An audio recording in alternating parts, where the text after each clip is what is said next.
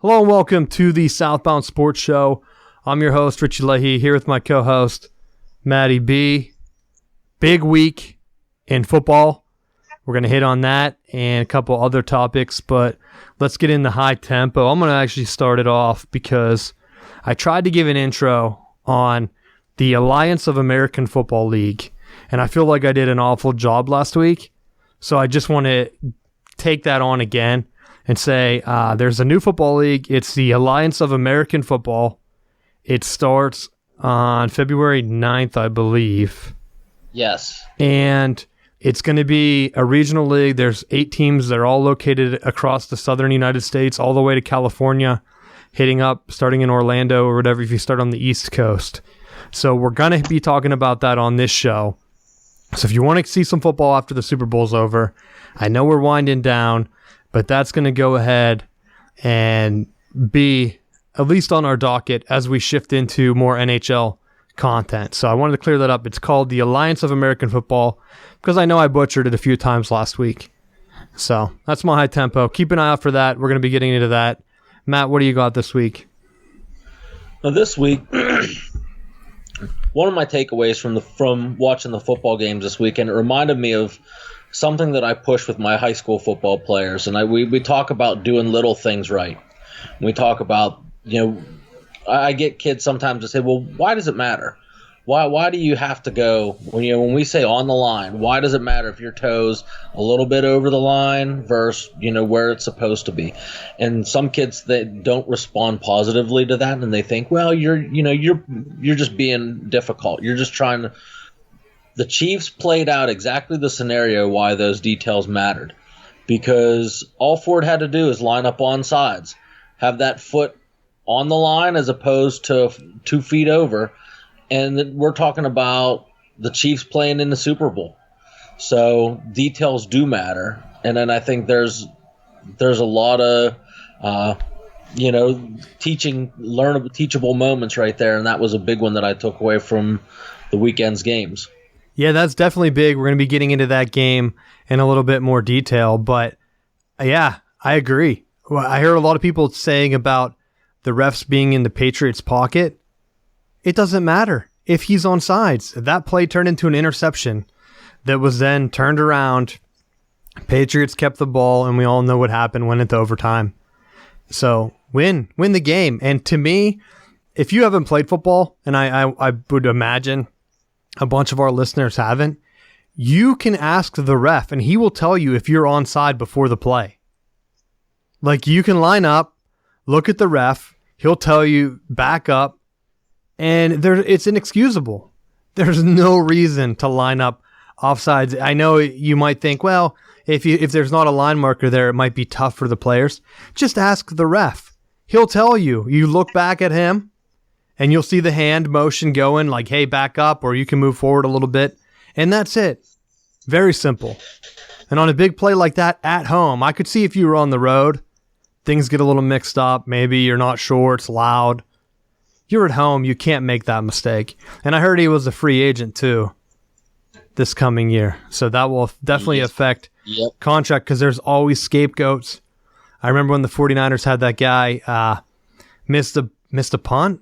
Was it the punt that he botched against the Giants when they upset the Patriots for the second time, I believe?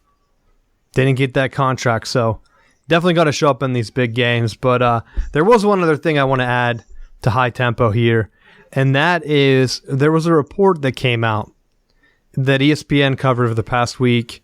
And, Coach, I want to get your opinion on this. They are saying now that insurance companies are very, very hesitant to insure football, soccer, and I believe the third one was hockey. So if you play in high school and you have a team or you coach a team, very good chance that you're not going to be able to be insured. And I'm surprised that they threw soccer in there because a lot of teams play, or a lot of high schools play soccer because of how cheap it is. You really only need the nets. You have a field. The grounds crew or whatever keeps that up for your school, and very easy travel. You don't have a ton of equipment. So I'd like to get your thoughts on that, Matt. I just didn't want to forget it, and I forgot to put it on the list. I'll add it to the post-game notes or whatever. So, are you talking just like in terms of like let's just say for football? I think that I'm going to be an NFL prospect and I want to take a policy out in case I get injured. Is that the type of situation? I think it might be liability for the school. If you remember, you have to have the kids sign like the waiver. Now, there's been a general policy, at least whenever I played high school, I can't remember off the top of my head, but there was like some type of general liability waiver that the school would be granted. You're getting hurt on their property. Of course, you'd have to sign a waiver, but they would also be able to get ambulances there to treat you and that type of thing, where now it's sort of anything goes. So if a player were to sign up to play football, they're signing all their extra rights away. And the way I understand it is it's up to you to get extra coverage from that. And what's going to happen is it's going to trickle down where insurance companies could say, like, hey, if your son plays football, we're not covering that anymore. Or you have to pay a higher premium or something else. So instead of the school helping out and having that general liability coverage, it's now going to be on the families. Well, I think that's kind of the direction that they were going when President Obama signed his Affordable Health Care Act and tried to shift some of that from, the companies to the individual people and trying to have it set up so that the individuals had their own policies. So to me, that makes sense that the school, I know, don't quote me 100%, but I do believe that most school districts, if you don't have insurance, they can get you in contact with someone to get you at least some kind of policy in the event that injuries happen. I think, from an injury standpoint, it makes sense to have everyone have some level of insurance because, especially for the high contact sports like football, there is a chance that you could be injured and you would hate to be stuck with a ridiculous amount of medical expenses by not having coverage. Yeah, that's what it was, an unintended consequence to a lot of the changes in the head thing, the concussions and CTE. I didn't think football was going to go anywhere, but I could see this now being an issue. If you think of, we talked about it on the show where high schools aren't playing certain high schools because they're afraid their team's not going to be able to compete or some other level in regards to that. Now you have a whole nother beast where smaller schools, maybe they don't have the best funding. They're not going to have a team at all because a lot of high school kids, you still have to fundraise to get your equipment, to get your jersey and things like that. And some of the schools might just say, hey, we're cutting it. And I always thought soccer would be the fallback.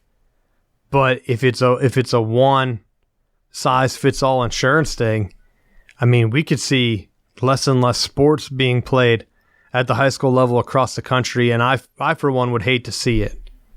Especially when you have arguably, you have the number one sport in America, American football, and then you have the number one sport in the world, soccer. Hockey's high up for North American sports too, if you take into account Canada. And I mean, you're talking about 3 of the big 4 or 5, depending if you're lumping in basketball and baseball into theirs.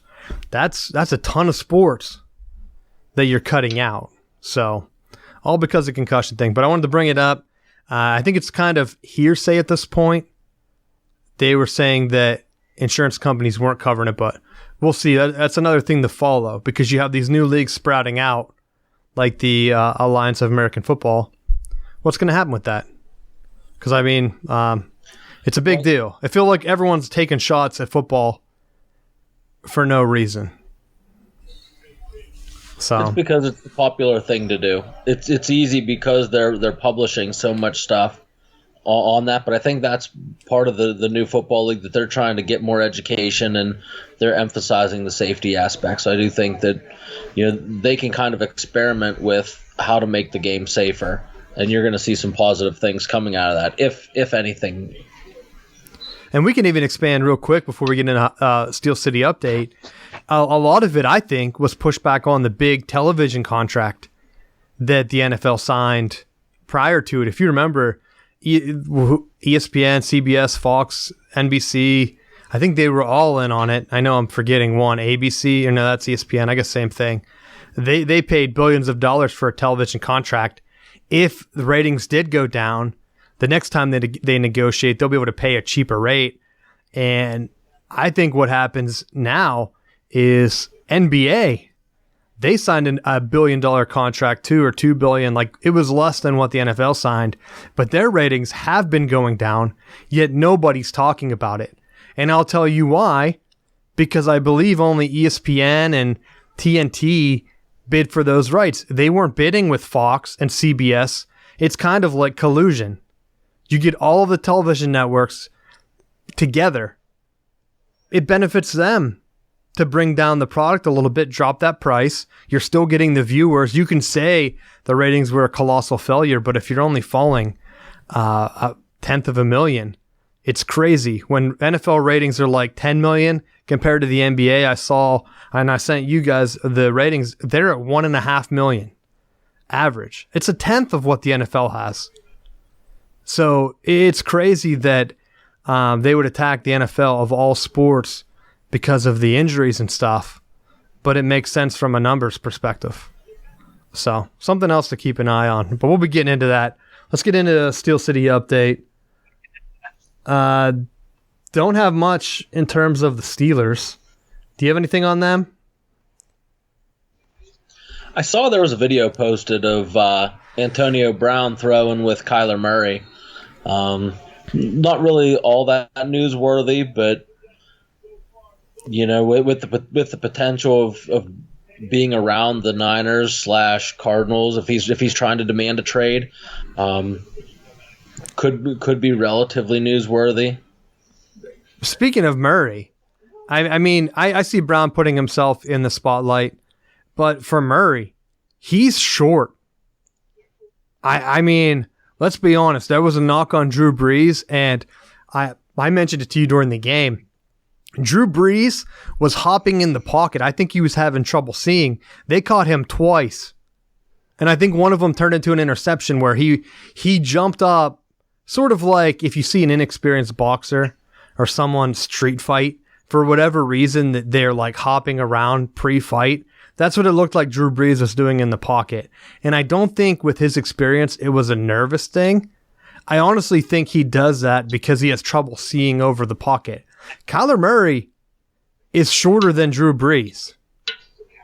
So why isn't that being talked about as a knock on him? Because you can sit back if you're a taller quarterback casually looking over the line. But man, of all the running quarterbacks and all the dynamic playmakers that came into the league, if you remember that wasn't a knock on Lamar Jackson. That's why I was high on him. He had the size similar to Cam Newton, where, hey, if he fills out a little bit, he might be able to take the brunt of those hits. He's not a 6-foot quarterback coming into the league or less. There are some rumors that Kyler Murray might be even like 5'10" or shorter. And you never know because they always jack up the heights. So whenever we get into that NFL Combine, when they do the official height, that's what I'm going to be paying attention to. But, Coach, what are your thoughts on that? I really don't care, to be honest with you. I mean, Doug Flutie was, 5'7"?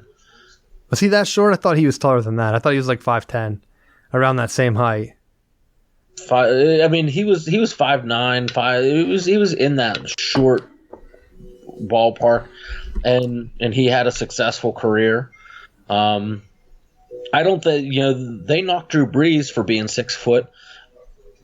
I look at guys like Brock Osweiler that are 6'7" and can't get it done. I mean, to me, I would much rather take a quarterback like Murray that, even if we take him on the shorter end and say he's 5'10", I would rather have a quarterback like that has mobility and has athleticism and has the ability to make plays. I think you can do more with a quarterback like that, especially with the direction that the NFL wants to go, where they're starting to evolve more air raid, spread type stuff. That he has the speed to burn players. I mean, that's looking back, that was one of the things that made Michael Vick so special when he first came in the league, was that he could burn them with his legs and his arm, and he showed consistently that he could do that throughout his past season at Oklahoma.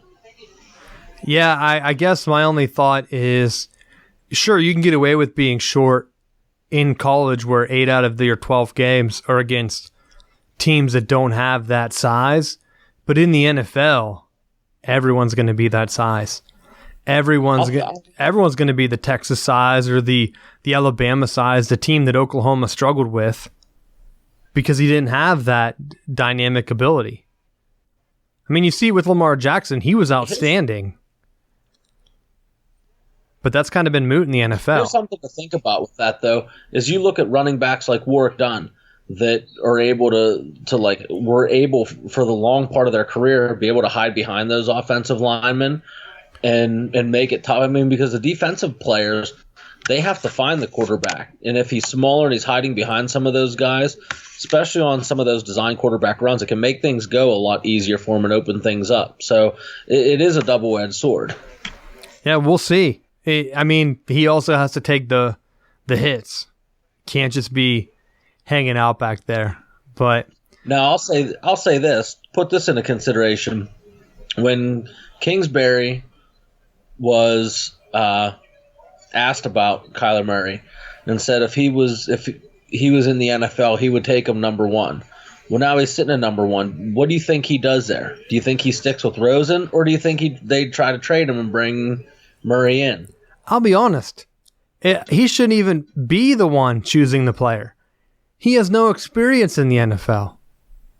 So if I'm a GM, I would say, you know what, coach, we'll keep that into consideration, but hey, not a lot of people make that jump to the NFL and are successful at evaluating talent. Look at Steve Spurrier. He brought all those Florida quarterbacks. How many of them panned out? And I love Spurrier. But if I'm being realistic... You would. What? He's a classic coach. No, he's a jerk. Plus, he runs my offense, the spread offense, dude. That's my jam. Him, Mike Leach runs a variation of that. I would love to see, I mean, Kingsbury, I would love to see that take off, get back into the NFL.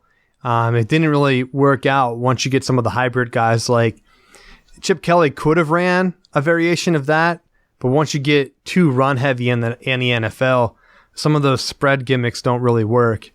So an air raid, I think, could work. Basically, isn't that what Tom Brady's been doing?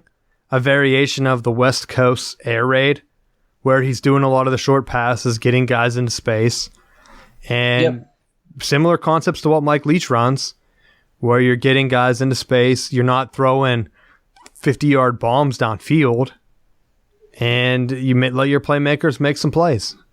So I think Kingsbury can be effective, but we'll see at what level. I wouldn't have him doing player evaluations, though. Not at this point. Come in, get us to a couple NFC Championship games, and then we'll talk. That would be my motto with him. Like, hey, you're the new name, let's just hang out. Because I don't remember like the Eagles coach coming in and doing player evals. I mean, he's stuck with 2 cancers right now on his team because you have 2 quarterbacks. And did you see that report? While we're going off crazy for Steel City Update, they were saying someone leaked that Carson Wentz does not own the locker room, that he plays favorites with receivers, and if one of his buddies is covered in the game, he'll force it to him anyway, instead of doing what Foles does. And Foles is very equal opportunity. I think that one playoff game, he had hit 9 or 10 different receivers, they said. So you have that on one hand, and that's where the Eagles, and to be honest, if you're in the NFL and that leaks to the press, it's on purpose. Like, there's no reason that doesn't leak to the press, and it's an accident. So basically the players kind of got together and they decided, hey, we're going to leak this out and say that Wentz isn't our guy. They said Foles has 100% of the locker room, which we talked about at pregame. That's why I picked the Eagles. It's very clear that he does. It's very clear he has something that Wentz doesn't have, and I'm not shocked at all by this news. So if the Eagles push Foles out, which it seems like that's the direction they're going to go, I don't have confidence, and to be honest, as a Steelers fan, I don't care. I don't have confidence in them going forward. Let them fall apart. They got their one. All right. That's cute. Go ahead. ruin your team, because we all know chemistry plays a huge, huge part. So, I mean, that's the kind of guy I would like to see. If Foles wants to land somewhere, I know he played at Arizona before. That's the kind of quarterback that spreads the ball around I would like to see in Kingsbury's offense, because I think that's what you need to be successful. But I don't know if you have anything you want to add on that, or even if you heard that report. No, I didn't hear that, but I'm not surprised by it. And that may even just be something leaked out by Foles' agent to try to increase his value. To say, well, if it's already saying that they don't have the locker room, then you better pay up to try to, hold this team together. It could also be something with Wentz's agent too, like a counter, because that came out right after the Mahomes breaking quarterback deal. And I mean, Wentz has to be up. His contract has to be ready for free agency first. I think he was drafted before Mahomes, wasn't he? Or was he after? Because the rumor with Mahomes is they're going to go $200 million or something. It's going to crush Aaron Rodgers' record for a contract, and I think that's absolutely nuts. But we'll get into some more NFL stuff. Let's take a little breather and get into the NHL All-Star Game here. It's coming up on Saturday. I'm not big on All-Star games, but it's the bye week for the Penguins. 6-4 in their last 10. Kind of slipped a little bit, I think, in the standings. Let's see. So they're right now 4th in the Metropolitan. Not the best, but points-wise, not too far behind. They're only a point out of second place. We already talked. It's the hardest schedule remaining. Just keep winning. Get in as a wild card. I don't care. Get in the playoffs. I think they're going to get it done. I think they're going to make the playoffs this year. But this is a nice breather, this bye week, because Penguins really need it at this time. So, All-Star Game. I like the skills competition, and I think that's unique. But NBC has to do a better job of promoting this, I think. And they got to quit shoving stuff on the NBC Sports Network, because I stream a lot of my cable TV stuff, and the streaming for NBC never works. So that's my beef on the NHL All-Star Game. If you're going to have a top league like the NHL wants to have and used to have, it's slipped in recent years, you got to be, technology first to get the younger crowd into watching these games, because now is your chance to get fans to know who the players are. The All-Star Game is your biggest marketing event. As much as I'm not a big fan of All-Star Games, even the way the NBA, how they're trying to pick captains and do all kind of crazy things, they're doing that for a reason, to get fans to learn the players. Skills competition is a great way to do that, but you got to show it. You got to show it. Last year, I forgot it was even on. I don't even think we talked about it on the show, to be honest. So, Penguins have some great ones. So, if you're a Pittsburgh fan, you have Malkin, Crosby. Those are two legendary players, along with a whole slew on the roster of other talented guys. But keep an eye on. Wanted to bring that up. Anything you got for the NHL going into the break? No, I think you spoke it well. Yeah. Just get healthy. Get healthy. Get the guys ready. Make a run. And I think it's a perfect time, and I think we'll get that done. But let's go ahead and get back into NFL. NFL overtime rules is our big topic this week. I hate them. I hated them when they came out. I was thinking, what major sports league change did I hate the most? Was it the one-game play-in game for Major League Baseball? Or was it this overtime rule? I didn't like sudden death, where you played in the first team to score. I wasn't a big fan of that. And that wouldn't have changed anything on Saturday. I think the same teams would have won. But you have two legendary teams, Patriots and the Chiefs, locked into a battle. You know Tom Brady is on one sideline. Greatest quarterback of all time. This dude has been in, now, 18th season. He's been to the Super Bowl half of his years in the league. This is his 9th Super Bowl out of 18 years. They win the coin toss. I knew the game was over. Did you feel the same way?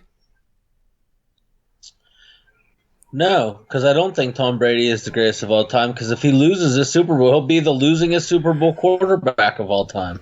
He'll have lost more Super Bowls than any quarterback. So false. He'll be tied with Jim Kelly. Right? 4? I'm trying to think of who loses more Super Bowls. Was Kelly the quarterback in all of those? No, because I thought Frank Reich, the Colts head coach, was in one of them, I thought. You could be right.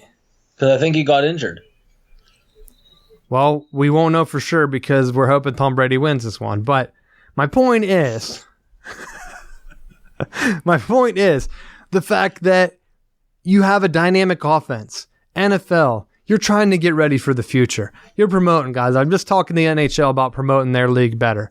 NFL, you're sitting there. You have the Chiefs, future of the league, Patrick Mahomes. You put out all this stuff about him making the biggest contract of all time.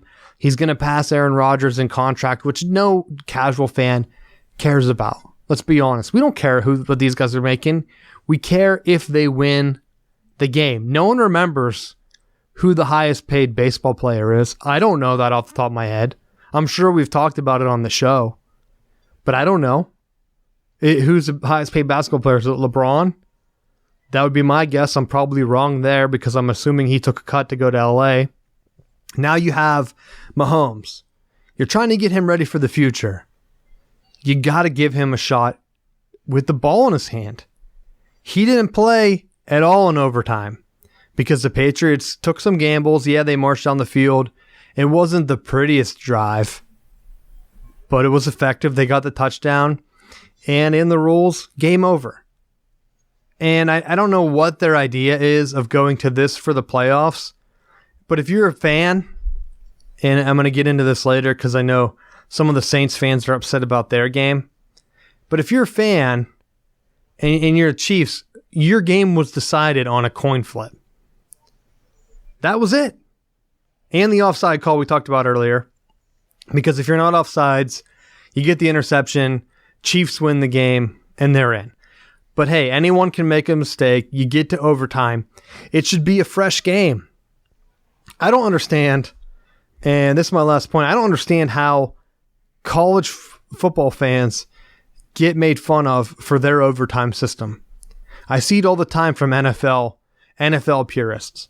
Well, anyone could win from the 20-yard line or 25-yard line back and forth. Like, that's not real football. That's changing the game. How is it any different than one team just marching down the field? To me, that is worse. That's the worst overtime in all of sports. Shootout, awesome. Both teams get a chance. I understand for playoff hockey not wanting to go to that because, holy crap, I see it in like the World Cup where they're doing shootouts in the European League or whatever that Champions League is. Dude, that's heart-pounding stuff. One guy misses it, and you just feel bad that he's going to get assassinated on the way home. You don't want that in the NFL. One kicker misses a kick. I think, honestly, that would be more entertaining is if they just exchanged field goals. That would be cool, but at least make it fair. The fairest way is to, if you don't want to do the college thing, make them start at the 50-yard line or their own 40. There you go. You beat me to it. That's going to be it. So go ahead. I mean, if the college game puts it on the 20, and you think that the NFL, they're playing a higher caliber, put it on the 40. And now when you're looking at that, it's not a gimme field goal, so it's not a chip shot for NFL kickers. And they have to get at least 1 or 2 first downs, which means there's going to have to be some level of moving the ball, of some strategy there. And the other part is that you're allowing the other team to have to make, you can have some back and forth as far as scoring plays and defensive stops. It's going to take not that it not taking anything away from the way that the game was played, because both teams had opportunities through 4 quarters to make it happen. and it ended up going into overtime. But I think when you're looking purely at overtime and ways to expand it and make it better, I personally love the college aspect because the other team's going to have an opportunity to answer. Yeah, I think the worst part as a fan, and I don't understand how they can justify, yeah, you might say, well, their defense could get a stop, but the Chiefs are built on offense. Like their whole thing all season was, hey, look, we're an offensive juggernaut. Or remember that, was it the press thing that the NFL put out that was like, hey, was it the Chiefs when they played the Rams or someone in the middle of the season? It was like 45-42 or something. And they put out that big press release that, hey, we outscored every college football game. If you want big offenses, come watch the NFL. You can't put that out in the middle of your regular season as a big press release and then get to the playoffs and say, they had a defense that could have got a stop. To me, that's just ridiculous. If you want to tout high-scoring offenses, let me see them. I didn't see them. I saw a slow, methodical drive that could have ended at any time. Because, look, you have, who's that guy? Chad Hogan, that old Penn State lacrosse guy. How many balls can he bobble? And is it a Penn State thing where your guys can't catch? Because there are multiple times where perfectly thrown ball, he's letting it hit him in the chest, he's bobbling it to the ground, they're reviewing it.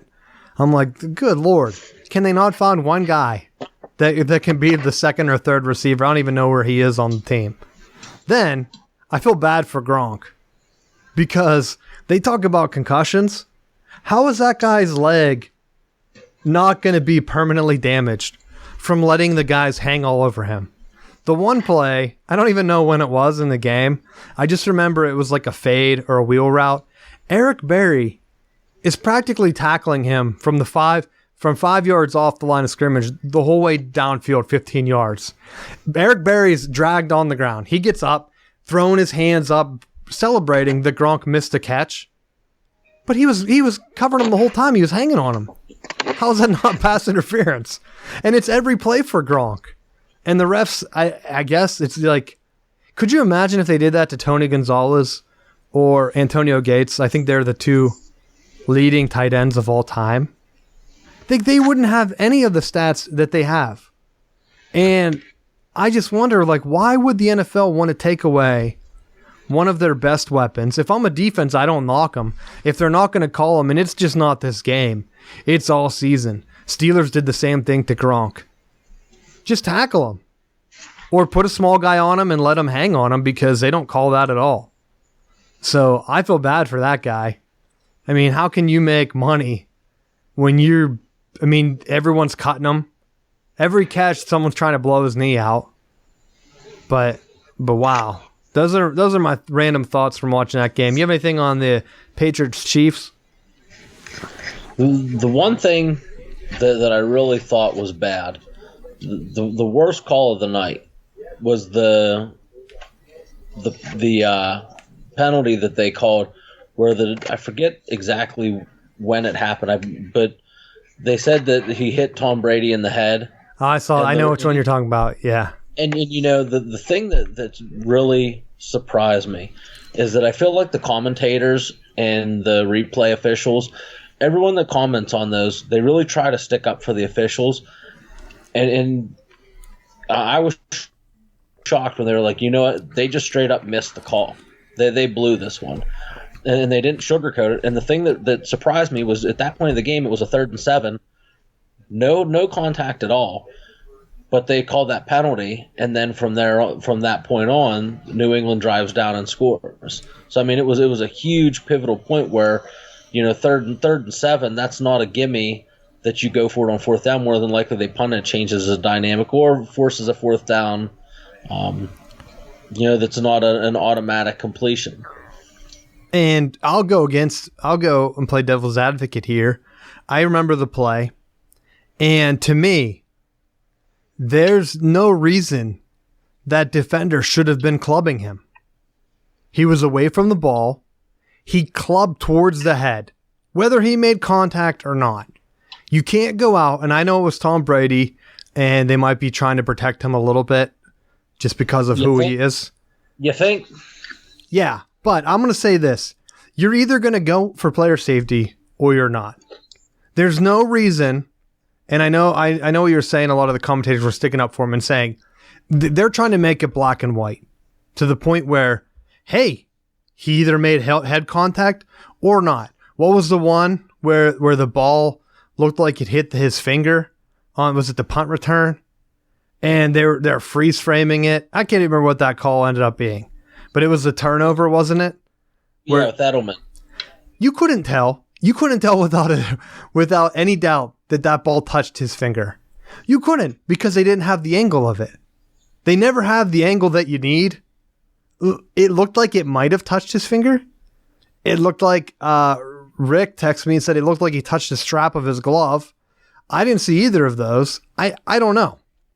But the head, the contact, there's no reason that player should have been clubbing his hand down where he was. He was off to the side of Tom Brady. His only intent could have been to hit him in the head.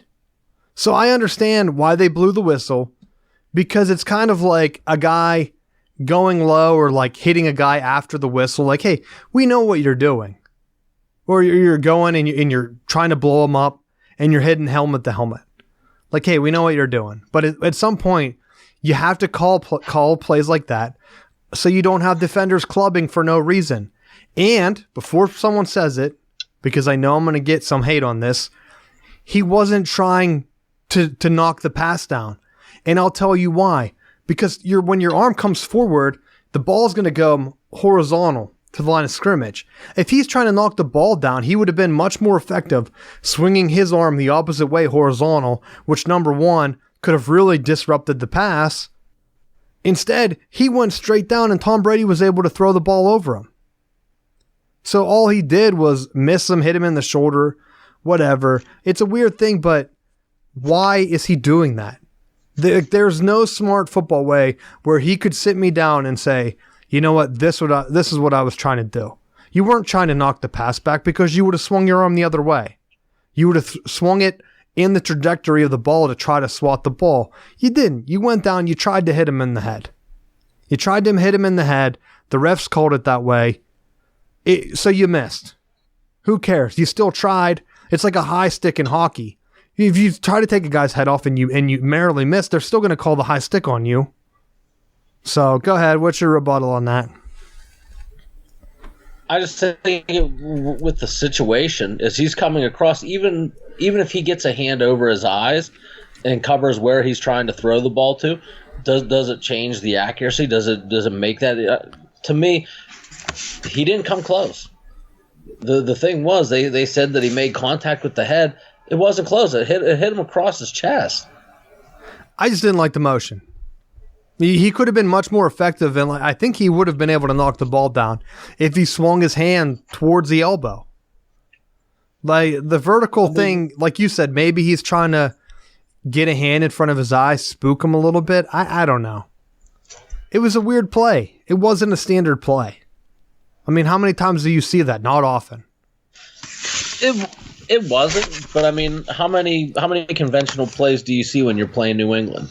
So true. Do you change what you do to try to do something different throughout the course of the game? They weren't having success, so maybe do you try to do something different? Or given the state that the I forget the player, but he was being blocked at the time, so he's in the middle of his pass rush. It may have just been that the move he's trying to do while being blocked changed. It's not like he had a free shot and had the choice of going for the ball versus clubbing at his head. True, we'll never know. It just looked like to me, well, why did you do that, bro? It was almost like you yelled at him like, hey, why would you line up off sides? I don't know. That I feel like I would get the same response. Why'd you club him in the head? I don't know. Coach. But it felt like Kansas City was the team, and it just seemed like with each score as the time was winding down, it was like they scored too quick.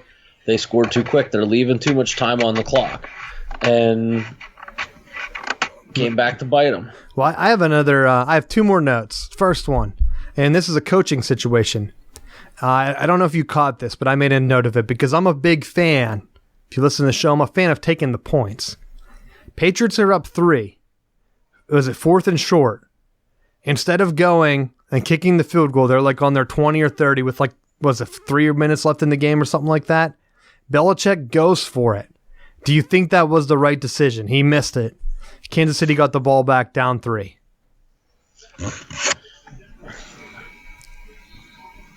I think in that situation you kick it and you make them score the touchdown. Normally that would be my take, but I will say in this situation, the way the Patriots defense was starting to wilt, I understand his call. If you kick the field goal, you still can't stop the Chiefs from scoring a touchdown. They win by 1. By not kicking the field goal, you still have that 3-point margin where if you score, and this is exactly what happened. I think the Chiefs scored right away, took a lead, Patriots scored, and then they were able to force that Chiefs field goal to tie it. Or vice versa. It was some weird scenario where because they didn't kick that field goal, the Chiefs were able to settle for a field goal later to send the game to overtime. And if they had kicked the field goal earlier, Chiefs might not have hung up the game. Because there was 20 seconds left. They took one shot at the end zone and then settled for the field goal. I think it was like a first down. Patriots had everyone back. And without that earlier missed conversion, Chiefs would have had to try to score, and they were driving very easy. I honestly don't know why Andy Reid didn't try to score by throwing an underneath route first and having 2 plays called back-to-back instead of just taking one shot to the end zone and letting time run down. I honestly thought he should have, because that's ballsy though. I mean, with that much time, with that game on the line like that, play to win, Matt. He hasn't won. We make fun of Andy Reid all the time on this show. Like, he played the most Andy Reid way to, you take one shot, and it was like your token shot to the end zone. It's like, all right, check that one off the box. We threw one out of the back of the end zone. Cool beans. But why not? Patriots had 3 or 4 guys in the end zone when the play was started. Run a slant. You had it. You had the slant. Running out. You had that too. You had your choice. I like to run a slant and then automatically have a second play called. You would have had enough time that if it's a bust, you have one read, you throw it out the back of the end zone, kick the field goal. Worst case scenario, the slant is incomplete and you end up kicking the field goal anyway. Like, to me, you got to play to win. Those were the 2 things. Belichick went for it. He played to win, knowing that if he didn't make it, there's a decent chance that game could end up tied. If he kicks the field goal, there's no realistic scenario that the game is going to be tied at the end. And, I mean, it paid off. Went to overtime. And then it's down to a coin flip, like we talked about. So, anything else you want to talk about on that game? No, not really. I think we hit that one pretty good. There's one last thing. I don't know if you saw this, but a Kansas City news team put out today that they have footage of multiple times on Tom Brady's last, I think it was the 4th quarter drive, that someone was shining a green laser pointer in his face. I want to say I retweeted. If you follow me, Richie Leahy, on Twitter, I want to say I tweeted it out today before the show. But follow me or follow S-Bound Sports. I'll try to find it again and put it out. I saw it late today and I didn't have a chance to go back at it. But it was a green laser pointer. To be honest, I thought I saw it during the game, but it was so quick that I thought it was something to do with like the stadium. When you're at the game, what they have is they have like a scoreboard thing that flashes around. It's like around the upper bowl if you've never been to a stadium. And usually what happens is they flash like deals. It'll be like brought to you by Ford, and they'll all be flashing Ford. And I honestly thought that that's what it was. They were just throwing some ad, and the way the TV cameras were, because sometimes you get the reflection on the TV camera, that it was just some green ad they were flashing. And I didn't think anything of it. But I did look at the news footage, and it's very clear that it's some type of laser. And give credit to it was a Kansas City newspaper. Because if that happened in Boston against Mahomes, NFL would have been investigating immediately. I haven't heard anything on them. I know it broke today, I believe. So something to keep an eye on. And credit to Kansas City newspaper, because there's no reason why would they throw the Chiefs under the bus. It's a lose-lose for them. They could easily lose their press pass. So, big deal. I don't think it was obviously Chiefs related. I think it was just a random fan, and they didn't catch it. So, something else to contemplate on the road in these big games. But Chiefs defensive coordinator Bob Sutton got canned today. So when you don't stop New England and cost Andy Reid a chance to go to the Super Bowl, you lose your job. I don't even know what to say to that. Is that because he didn't get that stop in overtime? Well, could you imagine that bunch? I mean, Andy Reid should just do that. Hire the Ryan brothers. Just get everyone back together. Hire Lane Kiffin out there. And just say, guys, we're going all in. We're going all in and we're winning a Super Bowl. We have the studs to do it on offense. Just do something crazy. Get us a bunch of attention. And if it doesn't work out, I mean, what's worse? Like I said with my call, trying to score the touchdown. What else could have happened bad? I honestly think the Chiefs they should, if they, and I said it last week, if they made the Super Bowl, they were the clear favorites. I liked them over both NFC teams. I like the Patriots over the Rams, and I think I like the Saints just because of Drew Brees over the Patriots, because he can pick that defense apart. And it's a little bit harder for Belichick to mask that.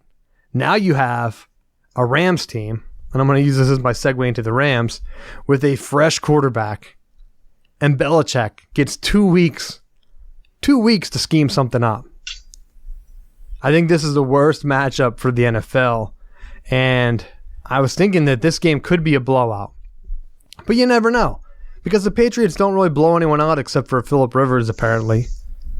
So, like, what's going to happen? Rams Saints, let's get into the biggest call. You text me during the game. What play was that? It's the one that, actually, let me just read you the breaking news from today. So the Saints got together today, and they have a fan. Attorney Frank D'Amico says he has filed a civil suit in New Orleans on behalf of Saints season ticket holders to make the right call at the end of the game. So he wants the NFL, to say, hey, we made the wrong call. We're going to go back and make it right. And he wants to bring both teams back so that they can replay the end of the game. Matt, your thoughts? There's no way. There's no way.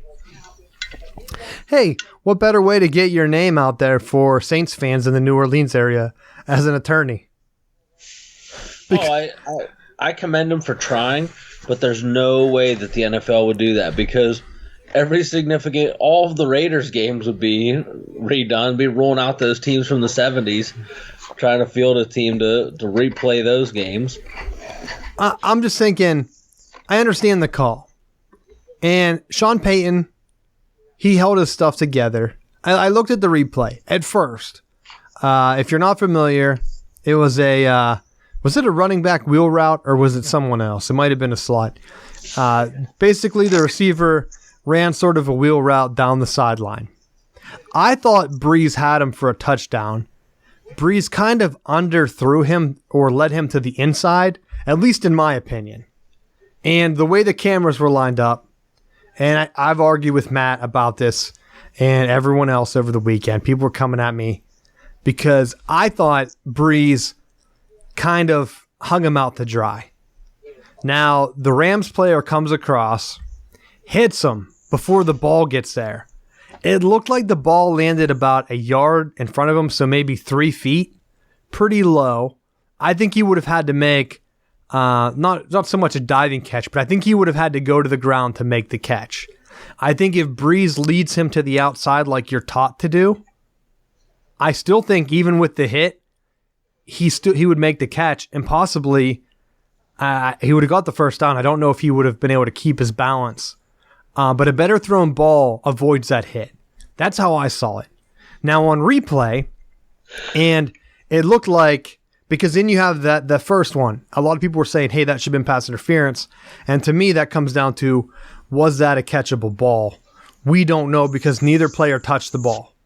Normally when you have a guy hit early, it's very easy to see on replay because the ball hits him in the back or hits his head or it hits the receiver's arm as he flails. The ball didn't hit anyone on this replay. Now, Sean Payton said that the ref told him it looked like the ball was tipped, which also goes into my favor because the ref on the field must have thought that the ball was poorly thrown. So poorly thrown, in fact, that it was tipped to the line of scrimmage. So that's what he told Sean Payton. At least that's what Sean Payton said in the post-game interview, was that the ref told him that the ball was tipped, no pass interference. On replay, though, it still should have been helmet to helmet, which would have negated everything. The catchable ball doesn't matter. Helmet to helmet, automatic first down. I don't think that's a spot foul, is it, Matt? I think that's just 15 yards, right? They would have spotted it where the spot of the foul was. Yeah, because it would have been a first down anyway, I believe. So yes. It would have worked out in the Saints' favor.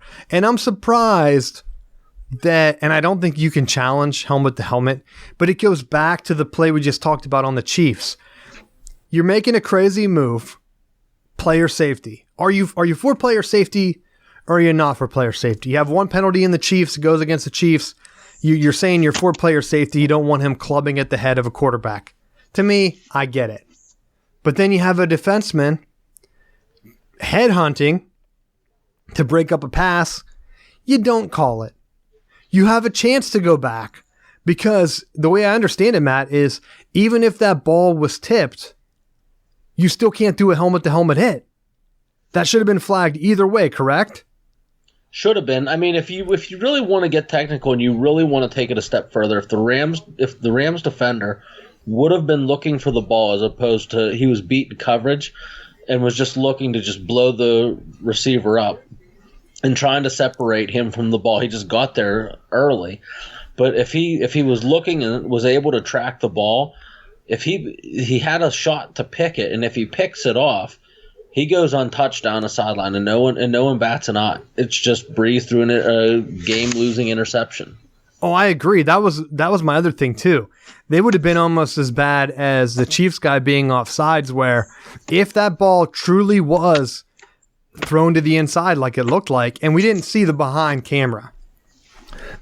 Excuse me. I would have loved to see the all 22. Because they have a sky cam and they usually don't put it out in the public, but they do have one that shows the entire field and would be behind the quarterback. You'd have been able to see that trajectory a little bit better than a low sideline camera, or what was the other one? It was like behind. It was like the traditional TV camera that we had. Show that, because I honestly think that he could have picked that. And you're right, Matt. If it was 2 yards to the inside, that receiver's not tackling him. And that's going to be a touchdown the other way, probably. So, I don't know. I will say that there's nothing they can do. Like, what would you do if you were the coach? Would you have challenged it anyway? Well, they may have just – there's nothing to challenge. And I think for as frustrated as Sean Payton was at the time, I think he tried to plead his case. But the one thing that the officials are instructed to do, and they talked about this during the game, was that unless they're 100% see it happen, they're told not to call it.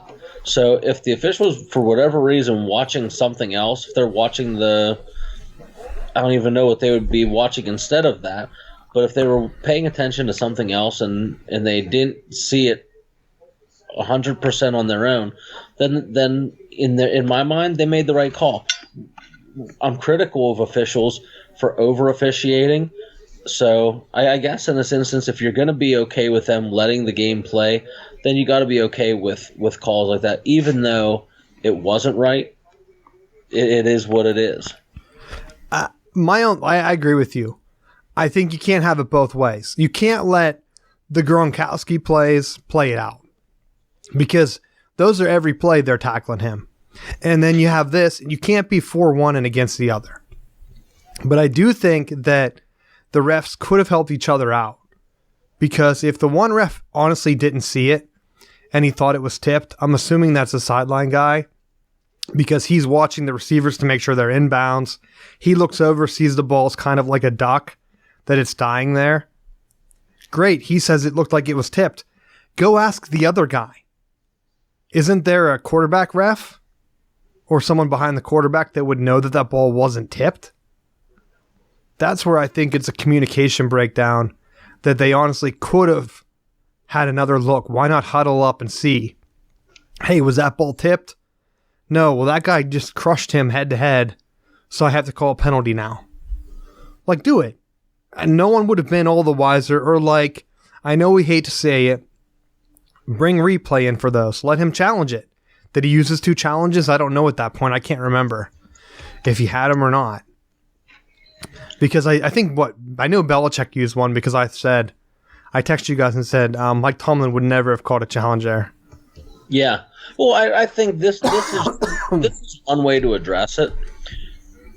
If it's a play during the game, and you know, I think with the pass interference, that was a really blatant case. I think they need to cut. It'll be similar to the way that you define what a catch is and what a catch isn't. They're going to have to come up with that for pass interference, and then any play then can become challengeable. And I think that I would be okay with that as long as you know there's guidelines set up for it, you know. I would be all for not even doing it as a challenge. And I've said this multiple times. Almost, it feels like a broken record every time I bring it up. But put a guy in the booth. Add one guy to each crew that can call penalties from the monitor. Because like you said, you're on the field, maybe you didn't see it. What is the shame in getting the call right? Instead of everyone now knows every ref on that crew. Saints rioted after that game. I heard it was like 2 minutes after the game, there was already a police car stolen. So you have fans rioting, and what's happening? Like, what would be the harm in having one guy there that can whistle in and say, hey, especially the player safety ones. Like to your point, going back to the clubbed helmet, what would be the difference if that guy called down and said, hey, he didn't make contact? For whatever it's worth, we can't call a penalty based on intent because we don't know. Like, you threw the flag. My whole job is to sit there and make sure for player safety that penalties are enforced. Helmet to helmet, clear cut and dry. Maybe not so much of the ball beating the receiver because I know that sometimes a judgment call and we don't know exactly, like I said, we don't know where the ball was thrown. But you could easily replay that for a helmet to helmet. Just do that. Have one guy be player safety in the booth. I don't know what other way they could do it that wouldn't hurt the flow of the game. Because I would hate to see Mike Tomlin out there throwing challenge flags for penalties. Because like I imagine a bunch of hits on Ben where he throws a flag and they're trying to see if it was a late hit or not based on how many half steps Ben took. Like I could just see that going negatively in the future. So that's all I had. Well, oh no, I did have one other note. The field goal at the end of that game. Was it a 57-yard boot? First off, insane. I thought, holy cow, why are they kicking this? That was my first thought because I thought, great, Rams are gonna lose this game because they're deciding to kick almost a 60-yard field goal for no reason, and Drew Brees is gonna get the ball at midfield, and he's gonna make a comeback. But instead, it hit the net like it was an extra point, which is what, a 30-yard field goal now? Minimum, it would have been like 70, 75 yards good. It was ridiculous that he hit it with such power. Because a lot of times when you get back that far near 60-yard field goals, they're a different trajectory, and there's a lot of chance that it's going to be blocked. But it wasn't close to being blocked, and he had it high enough on the net and powerful enough that it was like... The other thing that's more impressive with that is the fact that it was done in a dome. So it wasn't like he had 10, 15 mile an hour winds in his back, like helping blow the ball forward. There was no air. That was all leg. Yeah, and a lot of people think, oh, we see him in pregame kicking off a tee. That wasn't off a tee. Like the guy's holding it on the ground, so you also have the friction of the ground. It's very different than like a guy kicking off. Oh yeah, he can kick off and go in through the upright. It's not that hard. Like, nah, this is hard. That guy has to get the ball down, give him enough time for momentum to swing through, hit it, and hit it with enough power that it just blows through the uprights. That was one of the most impressive things I've seen the whole weekend. Was holy cow, was that a great kick? And, I mean, give it to the coach. I would have been hesitant to kick that there. One wrong thing, and that's the Saints ball at midfield, basically. Because what, a 50-yard field goal is like right around the 45-yard line or something like that? 40, 50. I mean, it is right there. So, but give it to them. Saints got the ball, and that's what I understand. Do the 50-yard line. Saints get the ball. They throw an interception or whatever they did. They had to punt it away. Great. Both teams get a chance. And I honestly think do it. And then if you're doing that, then you don't see the punts. No one would punt. Drew Brees gets one more play. Why not? I'm going to bring it back full circle. I want to see them go to everyone has a chance in overtime. Because, what was it? Didn't Tom Brady do that in the Super Bowl too? Was it the Falcons game? Or am I thinking of a different game? Like, I thought he had a ball back too because of another overtime like that where he got the ball and scored immediately. Maybe it wasn't him. Maybe it was another game I'm thinking of. And that ended it. And it's just like, it's kind of a disappointing way. If you're a Chiefs fan, you can't be mad. Saints fans, yeah, you can be mad. But still, even if they call that, how do you know that they don't settle for a field goal there? Maybe they'd run the timeout. Why were they passing in those downs anyway? Just run the clock out. Clock management. Not a lot of coaches have it. I don't think I have anything else. Let me look and see. You have anything else for this week? Nope. Oh, we did have one other note. A lot of people were making a big deal about the Rams going all in on Todd Gurley to make this run to the Super Bowl. Like it was all Todd Gurley that put that together, which it's not. And they were saying that maybe Le'Veon Bell, and I think you said in your research that Le'Veon Bell was out liking some posts talking about Gurley's contract. But Gurley signed one, guaranteed $45 million for 4 years at $70 million. And Le'Veon Bell wanted what?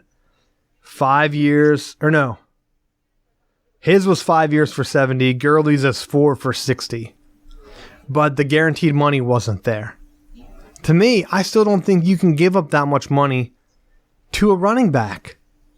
Gurley didn't make a huge difference in that game enough that you can swing it and say, hey, without Gurley, the Rams aren't there. I think you could fill in with another serviceable running back and the Rams could still be there because they're an all-around team. Look at what New England's rolling out there at running back. They had 3 or 4 different running backs on the field in that game. You don't need a big stud anymore. Who's the last big stud running back that led their team to the Super Bowl?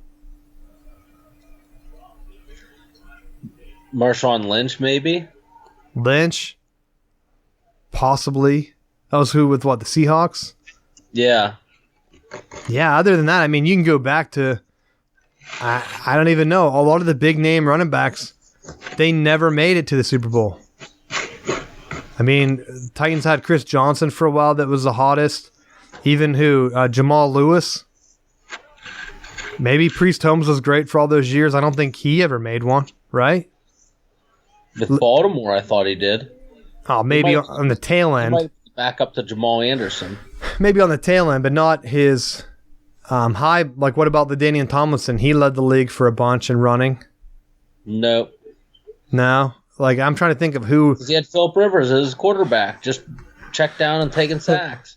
I'm trying to think of who the top running backs were, who would have been leading the league in rushing and also getting to the Super Bowl. Like it was just. I would say early in New England Super Bowl run, they had Corey Dillon, and I thought that was a power move for them at the time because he set the NFL single game rushing record when he was with the Bungles, and it was like they finally signed him, and it put them over the top.